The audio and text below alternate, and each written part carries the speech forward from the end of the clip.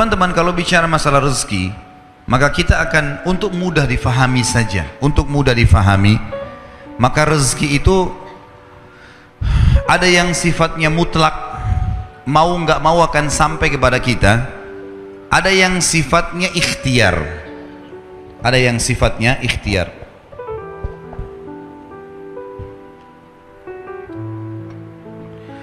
Kalau yang mutlak, teman-teman sekalian,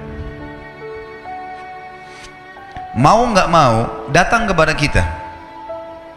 Biarpun kita lagi duduk di rumah, maka rezeki itu akan datang. Seperti misal, mata kita sekarang menangkap cahaya, hidung kita menarik oksigen, telinga kita menangkap suara, energi di tubuh kita pada saat kita mau bergerak, kita mengeluarkan proses makanan yang habis akan dibuang kotoran, tinja dan air seni, rezeki datang. Ada juga rezeki-rezeki yang lain selain daripada itu, seperti misalnya kita lagi duduk di rumah, tetangga antarin makanan, nggak pernah pesan, nggak pernah apa-apa, tiba-tiba dikasih. Orang tua kita banting tulang, begitu mereka meninggal kita dapat warisan, ya. Ada rezeki yang mutlak. Kita lagi masuk ke restoran, tiba-tiba ada teman juga masuk, dibayarin, ditraktir. Kita nggak pernah programin sebelumnya. Namanya mutlak, pasti sampai ke kita. Ini sesuai dengan hadis baginda Nabi SAW, tidak akan meninggal jiwa, tidak akan meninggal orang yang punya nyawa, kecuali akan dilengkapkan semua rezekinya. Ada orang subhanallah pas sudah tua sekali dapat warisan, tiba-tiba jadi kaya, ada saja. Ada orang bertahun-tahun sakit, sembuh di akhir hidupnya, kuasa Allah, rezekinya pasti sampai kepada dia. Ada hadis yang lain berbunyi, kalau seandainya seseorang di antara kalian, hadis sahih riwayat Imam Ahmad setahu saya, kata Nabi SAW, kalau seandainya seseorang di antara kalian lari dari rezekinya sebagaimana dia lari dari kematian, maka rezekinya akan datang kepadanya sebagaimana mati akan datang kepadanya. Itu maksudnya adalah mutlak, sampai kepada kita, mau nggak mau akan datang rezeki itu. Ada rezeki yang kedua, teman-teman, namanya rezeki ikhtiar, berhubungan dengan ikhtiar kita. Jadi rezeki ikhtiar ini memang harus melalui usaha, upaya. Seperti misal ada orang sudah S1, dia kerja jadi dosen di kampus, dapat gaji 5 juta. Dia ingin lebih besar gajinya, dia lanjutin S2. Ikhtiar dia bukan? Hah? Mana suaranya nih? Masih hidup nggak ini? Hah? Kalau sore-sore begini ada yang tidur, ini aneh nih. Hah? Tapi kayaknya nggak ada yang ngantuk, masalah rezeki soalnya. Jadi kalau orang S1 dia mau lanjut S2, tujuannya supaya gajinya di kampus lebih tinggi. Ikhtiar dia bukan? Ikhtiar dia. Baik S2 gaji 10 juta, S3 ternyata 15 juta. Dia sekolah lagi S3 supaya gaji di kampus lebih tinggi lagi. Ikhtiar dia. Dia buka satu butik baju, kemudian dia mau kembangkan. Dia mau kembangkan, dia buka 5 cabang, 10 cabang. Ikhtiar dia. Dia yang berikhtiar. Dia punya restoran, dia buka 10 cabang restoran. Dia tinggal punya ilmunya saja, selesai. Dia bisa kembangkan.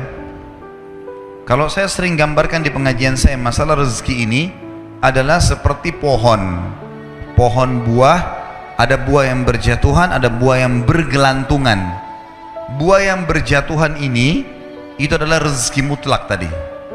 Artinya kita tidak usah capek-capek, upaya datang sendiri.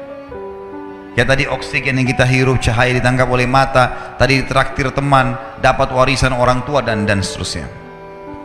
Ada buah-buahan yang bergelantungan, kita harus punya fasilitas, galaka atau punya tangga untuk naik ke atas, harus ada ikhtiarnya, baru bisa pungut tuh buahnya. Nah ini siapa saja boleh lakukan. Ingat, dalam masalah rezeki, kafir atau beriman sama-sama dikasih sama Allah. Jangan bilang, kenapa tetangga saya orang kafir itu bisa punya mobil mewah? Kuasa Allah. Siapa yang mau punya usaha, dia bisa dapatkan. Hanya bedanya antara muslim sama kafir, di status halal atau haramnya. Kalau muslim, teman-teman sekalian, kita ini orang muslim, buah-buah yang berjatuhan dan buah-buah yang bergelantungan tadi, yang dibolehkan ambil hanya yang berkualitas. Ada busuk sedikit jangan diambil, halal. Sedikit busuk syubhat, bagus gak ya, jangan diambil. Kalau orang kafir semua diambil, mau busuk mau enggak semuanya diambil. Kalau muslim tidak. Dan subhanallah, dalam masalah ini para ulama mengatakan seorang muslim mendapatkan keberkahannya. Nanti akan kita bahas masalah itu dalam kiat-kiat mempertahankan dan menjadikan rezeki supaya berkah. Jadi ini gambaran rezeki, teman-teman sekalian. Dan supaya kita tidak menyangka buruk dengan Allah, harusnya seseorang di antara kita, teman-teman sekalian, harusnya seseorang di antara kalian, ini wajib hukumnya, mengetahui bahwasanya kalau kita ingin mempertemukan tentang kondisi kita dengan kondisi orang lain, maksudnya kondisi orang non muslim misalnya, pertemukan yang sesuai, yang sepadan. Misal, tidak adil kalau saya seorang pegawai, gaji saya 1 juta misalnya, atau 2 juta rupiah, saya pertemukan dengan tetangga saya yang seorang miliarder kafir, nggak bakal adil itu. Yang adil adalah pertemukan coba keadaan kita dengan kafir yang gajinya sama dengan kita. Nah, baru kita tahu bagaimana berkahnya rezeki itu. Harus adil, ya. Seperti kasus masalah kemarin di pilkada di Jakarta, saya juga bahasakan masalah itu. Tidak adil sekarang banyak orang non muslim ini mengatakan, atau orang-orang munafik dari kaum muslimin, pura-pura Islam, dia bilang lebih baik pemimpin kafir yang tidak korupsi daripada pemimpin muslim yang korupsi. Ini tidak adil ini. Mestinya pertemukan begini, non muslim yang tidak korupsi dengan muslim yang tidak korupsi. Nah, itu baru adil. Kafir yang koruptor dengan muslim yang koruptor, nah baru adil. Nggak bisa dipertemukan antara ini dengan ini, tidak bisa. Nggak bisa kita pertemukan keadaan kita yang gaji 1 juta dengan tetangga non muslim yang 1 miliar gajinya atau pendapatannya. Nggak adil namanya. Maka harus kita sesuaikan di sini, ya. Harus kita sesuaikan supaya kita tidak sangka baik, tidak sangka buruk dengan Allah Subhanahu wa taala. Ingat, Allah selalu dengan prasangkaan hamba-hambanya. Ini harus digarisbawahi, teman-teman sekalian. Banyak kisah nyata berhubungan dengan masalah ini. Kalau kita menggantungkan nasib kita pada Allah, luar biasa. Ada seorang syekh, saya dengarkan ceramahnya, menarik sekali. Saya tidak tahu orang itu siapa, tapi cuplikannya saya dapatkan dari seorang teman dari Jeddah yang mengirimkan ke saya. Orang ini cerita, syekh ini menceritakan, cuplikannya ada di HP saya. Dia bilang, saya satu waktu pernah ke Mesir, dan di Mesir ini saya lagi dari satu daerah mau ke Kairo, dari Iskandaria, satu kota, mau ke Kairo. Itu saya tiba di Kairo mungkin sekitar jam 2 malam. Pesawat saya selepas subuh harus berangkat kembali ke Saudi. Dia bilang, saya telepon pengurus masjid, saya mungkin mau mampir di masjid yang saya ceramah kemarin di Kairo itu. Saya mau tinggal di sana mungkin 2 jam, 3 jam istirahat. Nanti habis itu baru kemudian saya berangkat ke Saudi habis subuh. Dia bilang, saya masuk ke masjid, tiba jam 2 malam, turun dari mobil, saya lihat masjid lampunya nyala semua nih. Kemudian setelah saya masuk masjid, saya temukan ada orang di mihrab, imam, lagi sujud nangis-nangis. Luar biasa, tangisannya itu kalau orang dengar membuat orang yang dengar pun mau menangis. Jadi saking luar biasa dia merengeknya sama Allah dalam sujudnya. Kata syekh ini, saya pun sambil berdoa sama Allah, ya Allah kabulkan permintaannya orang ini. Walaupun saya belum tahu apa yang diminta gitu. Dia bilang selesai dia sholat, saya dekati dia, saya bilang, Masya Allah, doa apa ini?